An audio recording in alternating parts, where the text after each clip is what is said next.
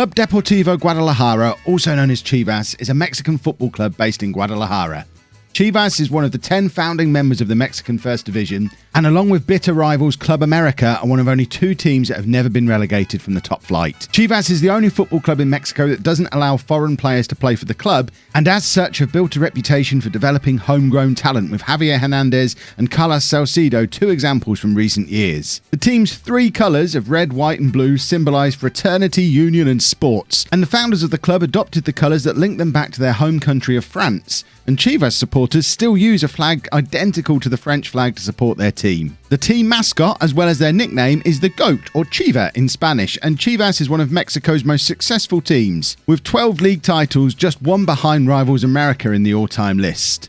They're also the most successful Mexican team to compete in the Copa Libertadores, with 2 semi-finals in 2005 and 2006, and a runners-up finish in 2010. These days, Mexican clubs compete on a continental level in the CONCACAF Champions League, with Chivas winning it twice, most recently in 2018. Despite only allowing Mexican players for the club, Chivas have no such rule for their managers, and for the 2019-20 season have decided to appoint little-known English manager Kevin Chapman as first-team coach, based largely on his exploits on Football Manager. However, just as the paperwork was going through, the board were made aware of that transfer window, where he spent £1 billion and made the last-minute decision to take control of transfers away from him, appointing a new sporting director to babysit. Not exactly known for his tactical expertise, this decision leaves Chapman already questioning what impact he can actually have on the club if he can't buy every Brazilian wonder kid the game produces.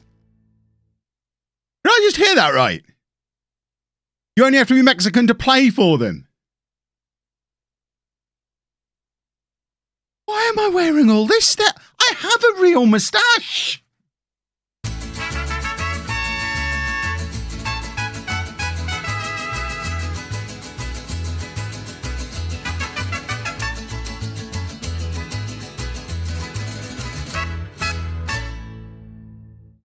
Hello and welcome to part 1 of El Director Deportivo. I'm Kev and that means the director of football. This is the director of football save. This is something very different to anything else that I've ever done before. I have taken over at Chivas, at Deportivo Guadalajara in Mexico.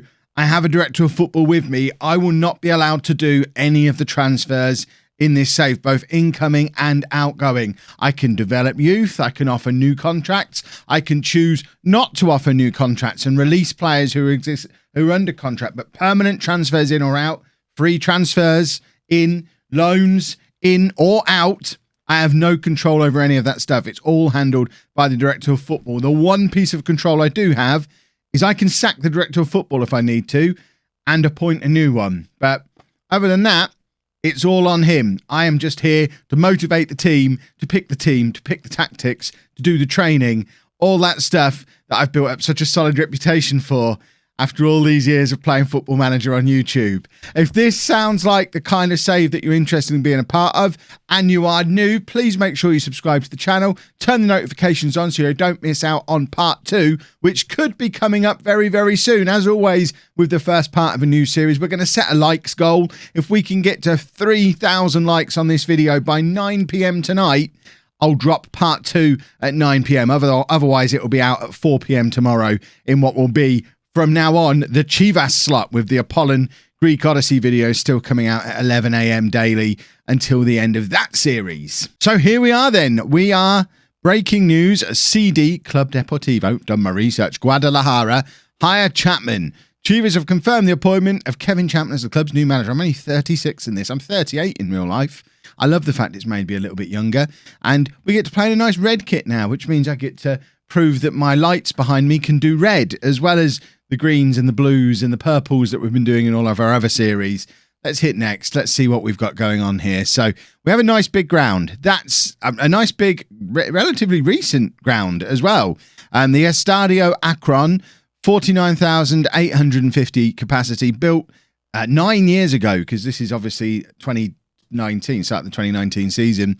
Excellent training facilities, great youth facilities, exceptional youth recruitment. Unlike with Apollon, I've not touched any of this stuff. The only database change I've made to this before we start things off is changing who the director of football at the club is to get Mike Rigg involved. If you don't know who Mike Rigg is, in real life, he's the technical director of Burnley currently, I think, or he was last time I checked. But to us, Mike Grigg is not Mike Grigg at all. Mike Grigg, I can't give him a nickname yet. He'll be getting one soon. He's Mike. Just Mike. He is Mike. And he's one of our friends from over on Twitch, who, when we last did a Director of Football save with lollujo FC on Twitch about 3 years ago now, Mike Grigg wasn't my first Director of Football, but he was certainly my longest serving one. We even did In Mike We Trust t-shirts. Mike Grigg was a hero. We've joined up with Mike again. And you never know, the In Mike We Trust shirts might be back. So last season, Chivas finished 14th. I find that very difficult to believe, bearing in mind in 2018, we won the CONCACAF Champions League. So clearly a good team a couple of years ago, a less good team now. And it's not as easy to go out and just buy a new team and rebuild here, partly because it's Director of Football save, but partly because Chivas have that restriction of being the only club in Mexico that only plays Mexican players. In order to be allowed to play for Chivas, you must be Mexican. I love the fact that the goalkeeper wears the number 4 shirt. That is very much, that's Kev quality squad numbering. I am on board with that. So this is the recommendation for who our best 11 is currently. I'm very unlikely to do a 3-5-2 or 5-3-2, whatever you'd want to call this. It's not really my style, but does suggest we're probably quite strong with central players, but maybe limited a little bit for width. If we don't have any wingers at the club, I can't go out and sign any. So unless we've got some good ones in the youths, I might be forced into playing this kind of tactic. It's going to be a different kind of save to anything I've been able to do before because of me being forced into doing stuff that I wouldn't ordinarily do. I can't just go out and sign loads of wingers. So club culture, develop players through the club's youth system. Not really going to have a choice there. Play attacking football. You know me. Cannot sign non-Mexican players. Yeah, I mean, there's nothing. That's a non-negotiable that we can't do anything about. So 5-year plan is literally just to work within the wage budget. By the end of this season, be competitive in the league. I'm not entirely sure what that means. Oh, here you go. Here's clarification. The team is not expected to get beyond the opening stage playoffs of the Liga MX Apertura. Now, I've had a quick look at how the Mexican League works, and I think it basically has 2 leagues a season. There's the Apertura, and then the other bit that I can't remember the name of. And I think you have a champion for both and then a playoff at the end, I think. So we kind of need to be, I guess, as the name suggests, we need to be competitive. We need to be towards the top end of that and qualifying for those playoffs, but that's about it. And working towards becoming the most reputable team in Mexico. And they want us to win the league by next season and then continue working towards becoming, in fact, by the end of the 5 years, become the most reputable team in Mexico, which I would suggest probably means toppling our big rivals, Club America, with which we have the Super Clasico derby game, and bitter rivals, apparently. I assume they're the most reputable team in Mexico at the moment, and that's a situation that we cannot allow to continue. So there's your confirmation I've been hired. We'd probably, if we still needed to do a tactics induction at this stage, that would be a problem. We're just going to accept all that stuff. That's all good. Training camp, also good. Pre-season fitness report, lovely. Squad selection rules. I mean, we don't need to worry about any of this. We're only going to have Mexican players in the squad. So match squad must have at least 9 players considered Mexican-born. This kind of stuff isn't going to affect us at all. There's your transfers, which again doesn't really affect us. And we'll have a nose through that stuff in a minute. But first, I think we probably need to get stuck into the squad and the team report and get an idea of what we've got to play with here. So if we start with the team report and have a look on the squad depth, we want to do this the all position one, don't we? So that we can get an idea of what we've got in different positions. And this is what I feared might be the case. Not much in the way of wide attackers. Although to be fair, we've got more players who can play on the wings than can play in the wing-back roles to make that 3-5-2 work. We have got 4 good or better centre-backs, but only really 1 wing-back on that side, 1 good wing-back, and on the right, 3 average wing-backs, whereas we've got 1 great left winger, 1 great right winger, 2 and 3 good of each. These could be the same guy. We'll have a look in a second. 1 great striker, 2 good strikers, 4 good central midfielders, 1 great, 3 good defenders. So that looks like a decent mix of players. Let's let's pick a typical Kev system. In fact, did that say anything about defensive midfielders? or attacking midfielders. So we've got 2 great defensive midfielders. So that makes my mind up what position we're just going to plug into this quickly and have a little look. So if we find a 4-3-3 is what I'm looking for. I don't usually mess around on this screen. Here we go. So this is where we find out if all of these players are the same player in each position. So our goalkeeper, we have 2 choices. Jose Antonio Rodriguez, who was the guy who was in possession before, came through at Chivas years ago, but looks like he's not played regularly for about 5 years. He's been out on loan multiple times. I assume there was a better keeper who was here, unless the game just thinks he's better than this guy who was the goalkeeper last season. So, I mean, he also came through at Chivas, was sold at some point because he's been bought back, ended up at Porto, so somewhere around here. I guess he's sold to Porto, and he says it's a loan. That's confusing because we've bought him back for definite there by the looks of it, and he's the number 1. Weird. Defensively, we've got this guy, 29-year-old, 11 caps for Mexico.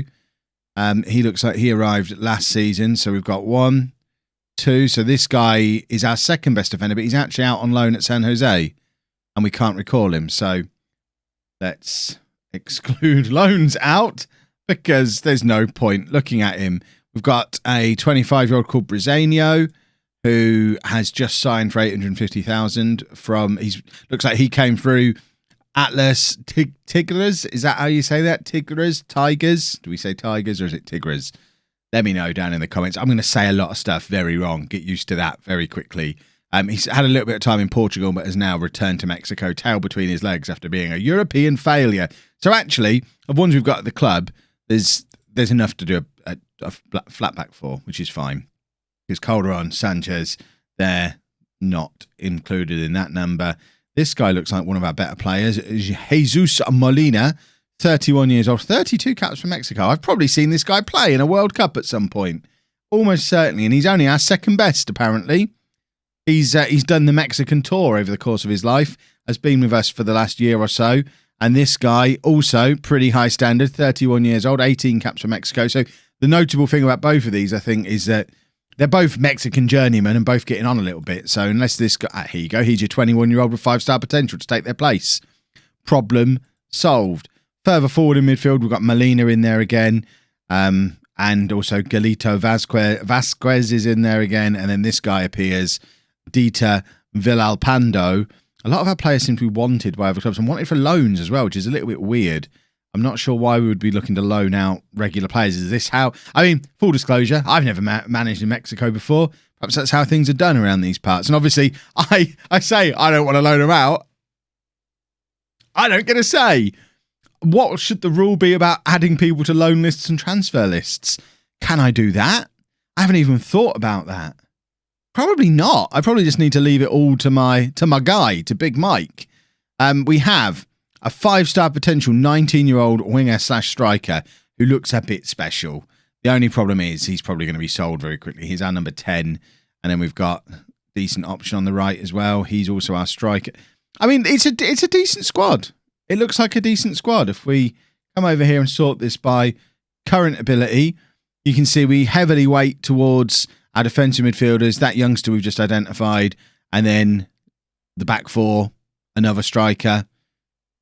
It looks fine. By potential, we already knew about the young defensive midfielder. We already knew about the young striker. Those two stood out immediately before. After them, to be fair, after them, there's quite a pile of decent young talent, which is very useful. Do we have an under-19 squad or something along those lines? We have an under-20 squad. So, under-20 squad, we have a 5-star potential 16-year-old goalkeeper. Okay, so it says it's an under-20 squad, but this is basically a youth squad / reserves that we don't want anymore squad. So, I guess we need to keep an eye on that. Development centre, where are you at? So, these are the ones to watch at the development centre. The goalkeeper we just looked at, we've got a 16-year-old promising centre-back as well. There are some decent youths in here. So, obviously, I can offer contracts to these guys, and we'll be wanting to do that because there's clubs lurking already. So, anyone with any kind of potential needs to be getting a contract offer. So, pretty much all of these who are on the ones to watch are going to be getting professional contracts offered as soon as I hit stop recording on this video.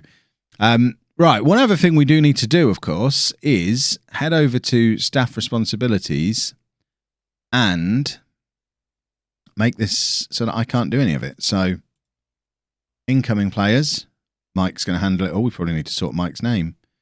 Yes, we'll confirm the changes. Yes, Mike needs to just be Mike. If you want to know why he's Mike and not Mike Grigg, you probably need to come over to Twitch. I stream 4 nights a week. Mondays, Wednesdays, Thursdays, Sundays, twitch.tv/lollujo. I'll happily tell you the story over there.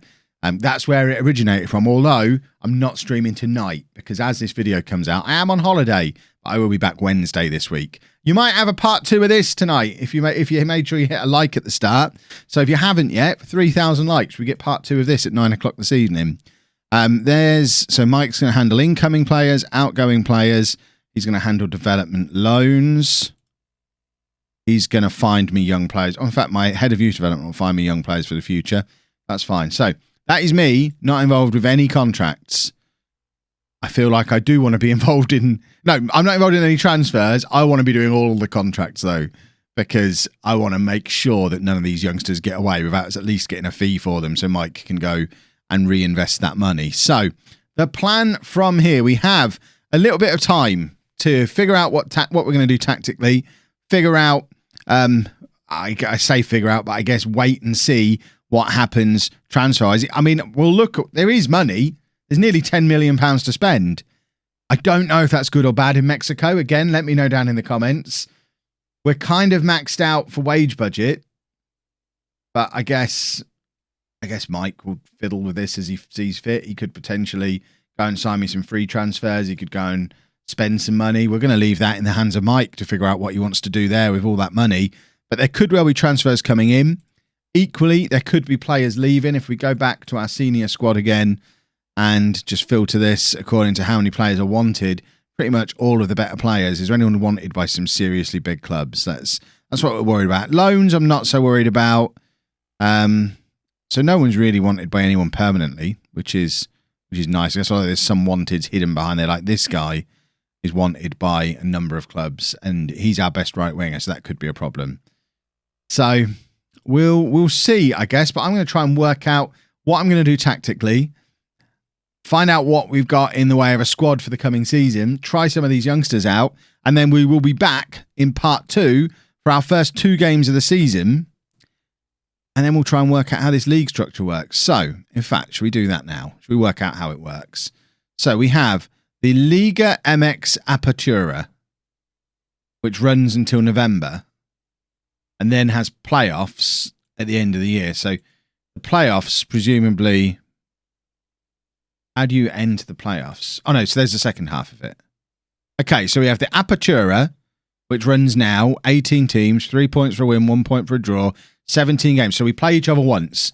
So I guess home advantage is a big deal there, potentially. Under 21 domestic players must play a total combined 1,000 minutes of the 17 matches played. Teams will be deducted 3 points if they don't meet the threshold. Is that being monitored somewhere? Or am I going to have to keep track on that? I hope we kind of do that organically because of the way the save works. 50% of minutes played by under 22 domestic players also get included in this count. A maximum limit of 270 minutes per match will be taken into account.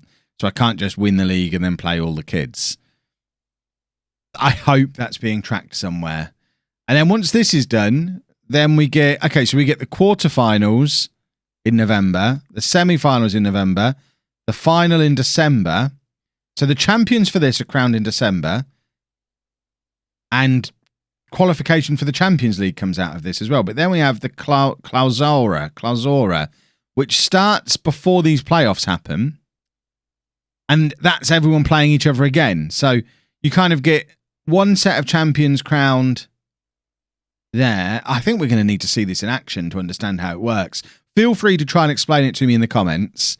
But we basically have a league there and then some playoffs. But while these playoffs are going on, we redo the league and do all the reverse fixtures. And then at the end of the season, we have another set of playoffs and more teams qualify for the Champions League. So the winner of the 2 finals, you know what? I'll figure it out as we go, I think. We'll be back for episode 2. Hopefully 9 o'clock tonight if we hit 3,000 likes. If not, 4 o'clock tomorrow. We'll be back with episode 2, which will be the first 2 games of the season, in which we will try and figure out how Mexican football works. If you have enjoyed that, or you're just excited to see this series get up and running, please make sure you leave a nice big thumbs up on there for me. Subscribe to the channel for daily Football Manager videos. And thank you very much for watching.